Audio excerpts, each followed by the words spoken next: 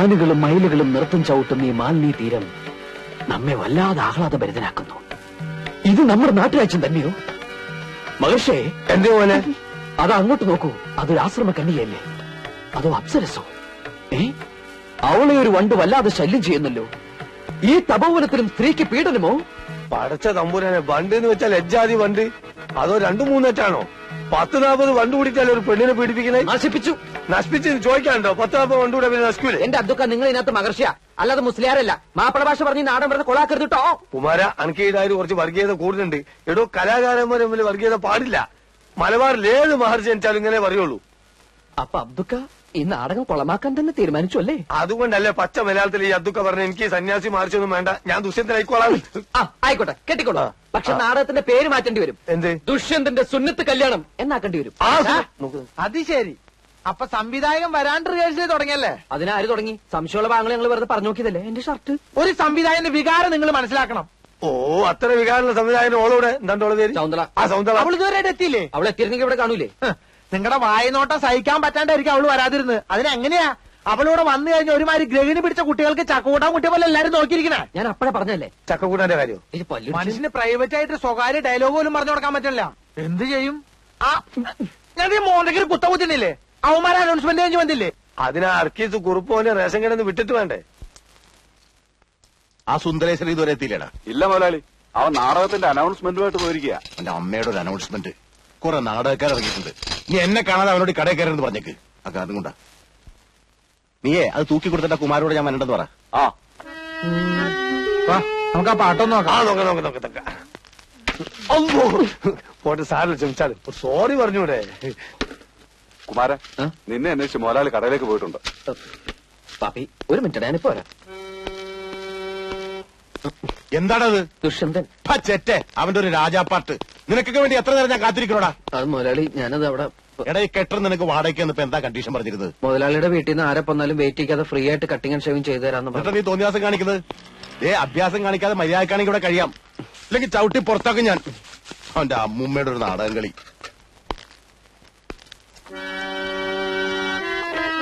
വേഗം ചെയ്യടാ.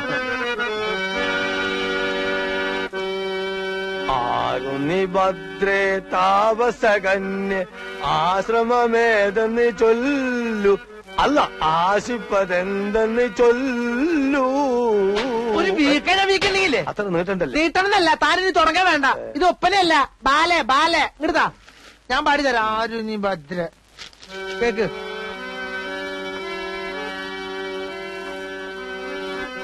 ആരുനി ഭദ്രേ താപസകന്യേ ആശ്രമമേതെന്നു ചൊല്ലു, നീ ആശിപ്പതെന്തെന്നു ചൊല്ലു.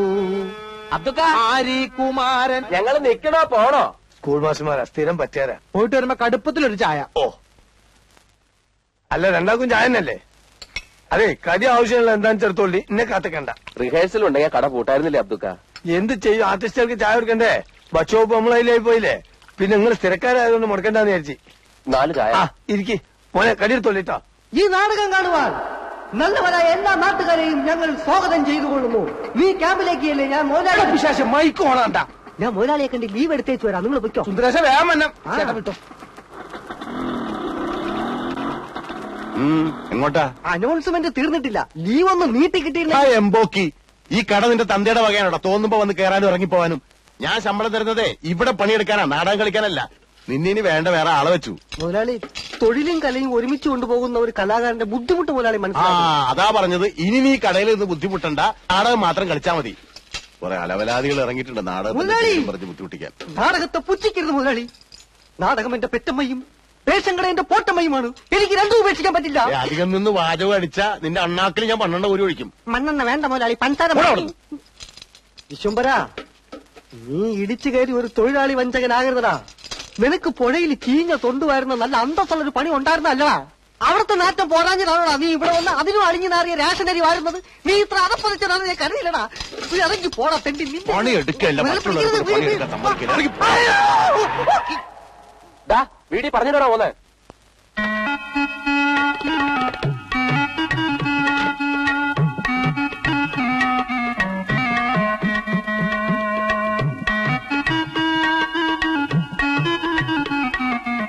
സൗന്ദര്യ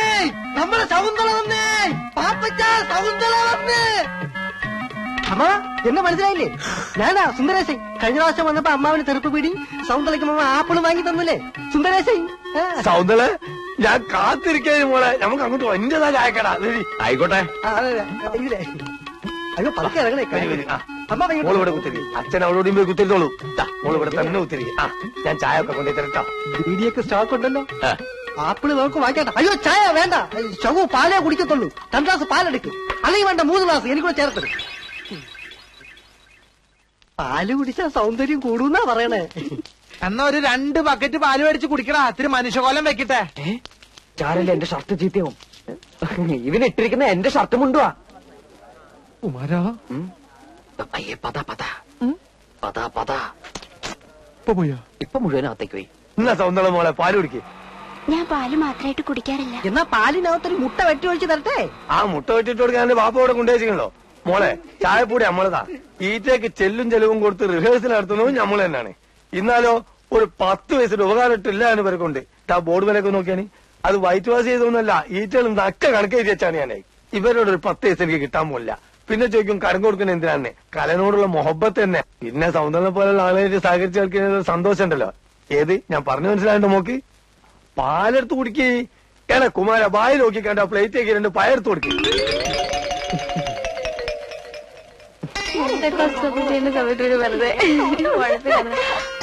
നിങ്ങൾ പോയിക്കോ, എനിക്ക് റേഷൻ കടയിൽ നിന്ന് പോണം. മനസ്സിലായി, നാളത്തേക്കുള്ള ബസ് ഫെയർ വാങ്ങാനല്ലേ? പോടി. എടാ തന്റെ അച്ഛനോട് ഇങ്ങനെ പിശുക്ക് കാണിക്കാതെ 1 മാസത്തെ ബസ് ഫെയർ ഒന്നിച്ച് തരാൻ പറ. ആര്? ഇവളോ? അതിനുള്ള ധൈര്യം വെക്കുണ്ടെങ്കിൽ കാക്ക മലന്ന് വെറുക്കും. അയ്യോ ഞങ്ങളൊന്നും പറഞ്ഞില്ലേ. പ്രദേശമായിട്ട് കണ്ടാ മതി. ശരി ചേട്ടാ. അയ്യോ നല്ല മധുരമുള്ള പഴം കഴിക്കുന്നേ. വേണ്ട നീ. എന്താ ഇഷ്ടമല്ലേ? എനിക്ക് വേണ്ടി ഒരെണ്ണം കഴിക്കുന്നേ. പഴം പ്രകൃതിയുടെ പോഷകരമണി.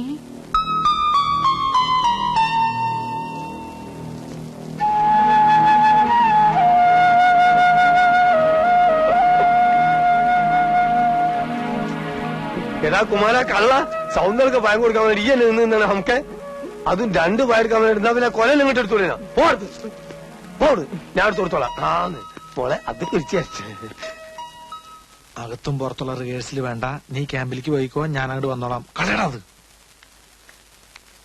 ആ ഇതെല്ലാം കൂടി എടുത്ത് പുഴുങ്ങി വെക്കരുത് എന്റെ അമ്മയോട് പ്രത്യേകം പറയണം. പച്ചക്കറിക്കൊക്കെ തീ പിടിച്ച വിലയാ.